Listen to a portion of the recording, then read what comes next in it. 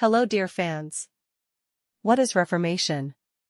The Reformation, from Latin restoration, correction, is a massive socio-political and religious movement in Central and Western Europe in the 16th and first half of the 17th centuries, aimed at reforming Catholic Christianity according to biblical laws.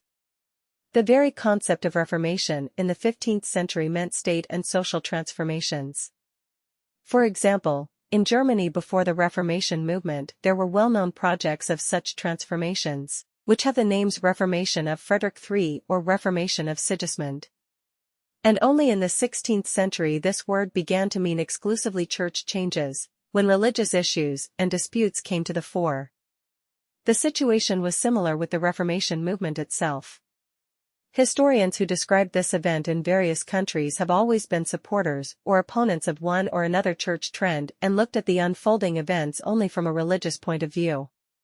The beginning of the Reformation is considered to be the speech of Martin Luther, Doctor of Theology. On October 31, 1517, the scientist attached 95 theses to the door of the Wittenberg Church, which spoke about the abuses of the Catholic Church, including on the sale of indulgences.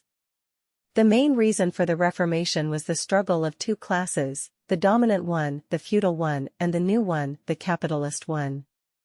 The ideological boundaries of the feudal system were guarded by the Catholic Church, and the interests of the nascent capitalist were protected by Protestantism, calling for economy, modesty, and the accumulation of capital. After the decline of the first wave of this trend, 1531, a second one arose, the ideologist of which was the French theologian John Calvin, who spent most of his life in Switzerland.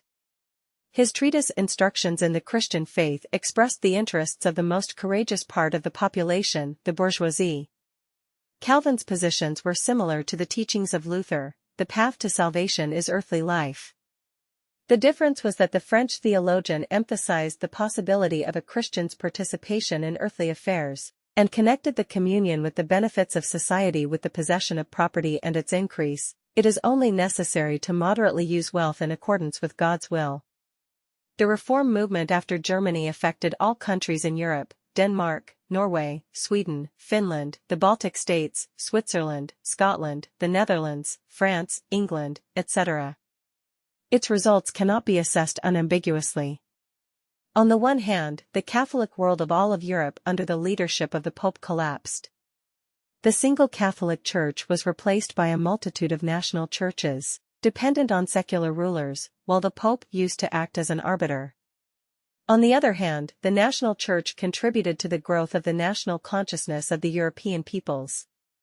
From a positive point of view, a significant increase in the cultural and educational level of the population of Northern Europe can be noted, since compulsory Bible study has led to the growth of educational institutions, both elementary and tertiary.